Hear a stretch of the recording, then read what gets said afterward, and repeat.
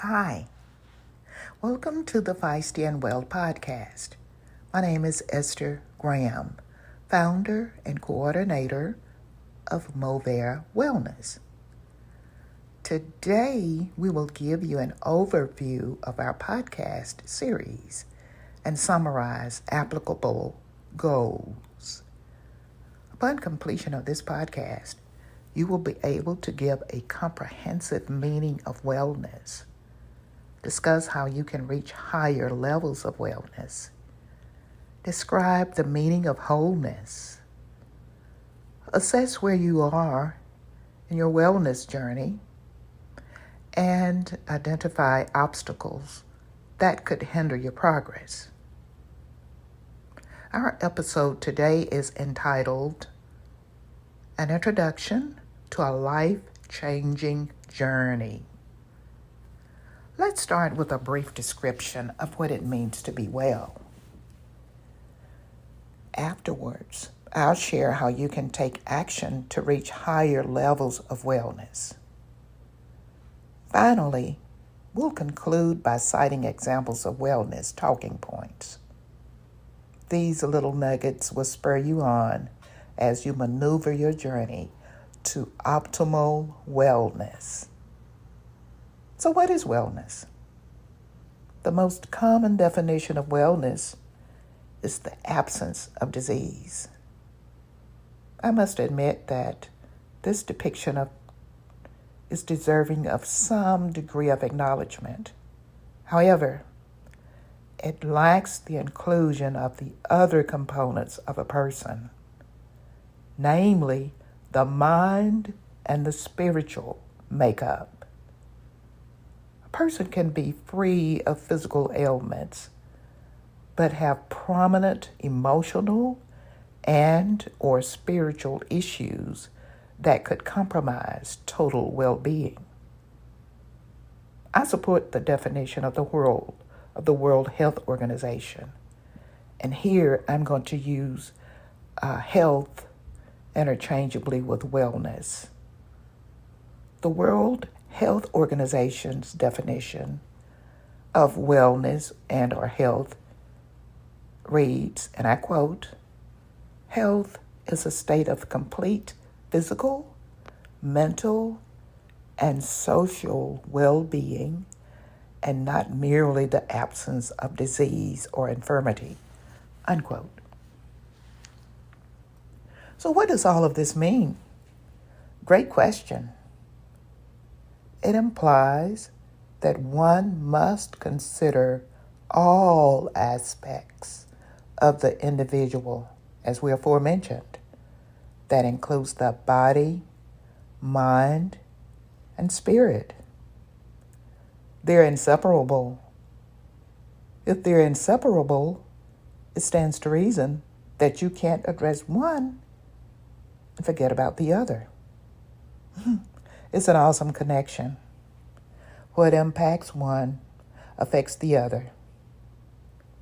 In actuality, then, we don't just act to lessen physical assault or injury or illness. We pursue actions that will affect our ability to think rationally and to experience positive emotions.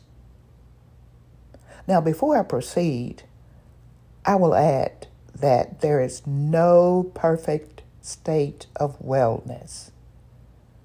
This journey of wellness is a lifetime journey filled with events that upset, irritate, anger, sadden, or limit physical stamina and abilities. Multi-dimensional wholeness rests on our ability to manage these events in a manner that favors resiliency. A person with significant health or emotional concern can experience some level of contentment despite the course of illness or impediment. I think you're getting our drift. We support wholeness. Optimal wellness cannot be attained without addressing the whole person. May I pause for a moment to ask that you complete a simple exercise? You don't have to share your answers. There are no right or wrong answers, by the way. This is a personal inventory of your wellness status and your readiness to embark upon a wellness plan. I'll ask a few questions and allow you to have a few moments to consider the choices you make. Hopefully, this will give you some insight into the probability of adjusting daily routines to accommodate wellness interests. Are you ready? Here we go. First question. Do you have a wellness plan? Question 2. If so, are you working it? 3. If not, would you like to have a wellness plan? 4. State one habit that you would like to break. Now let me give you a few more moments to reflect on that one.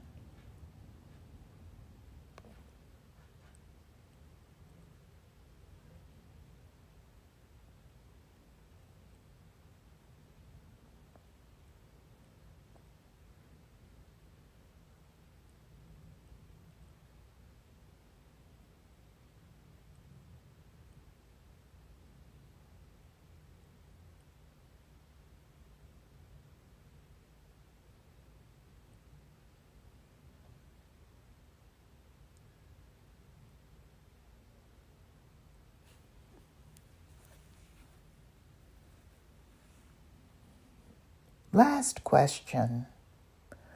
On a scale of 1 to 10, with 1 being the least degree of motivation and 10 being the greatest level or degree of motivation, select your answer to reflect your motivation to create a wellness plan or to continue one if you already have one.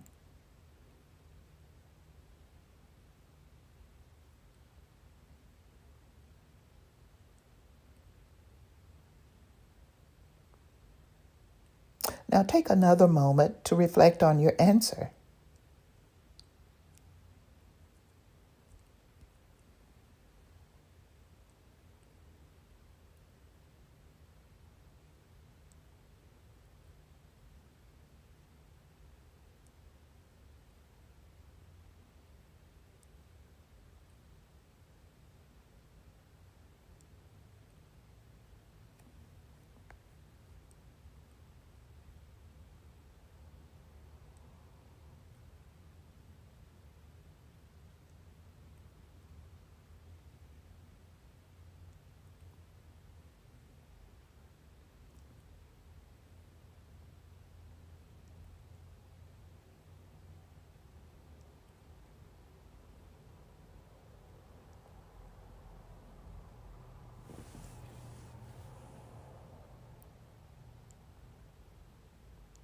Okay, moving right along.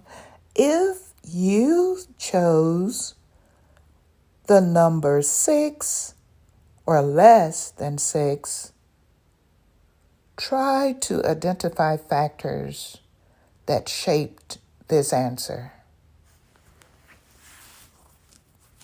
For example, if you selected a rating of 5, after considering your current situation, let's say you perceived that your busy schedule would not allow you to stick to a wellness plan.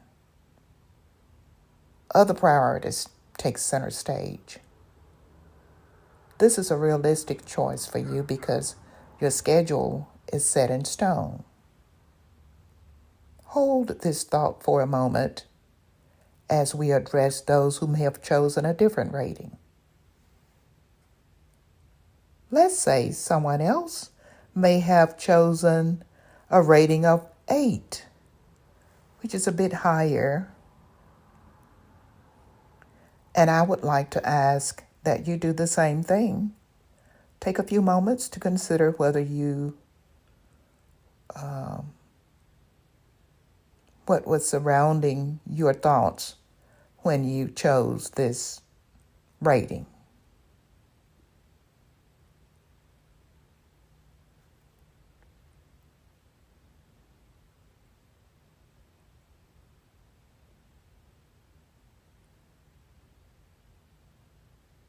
Okay, as we mentioned earlier, you don't have to share your answers.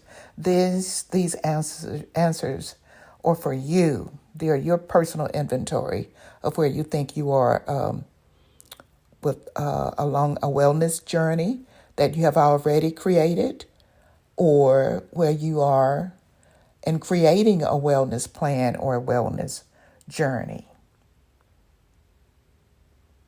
So, bravo, I congratulate you. You have taken a huge step towards establishing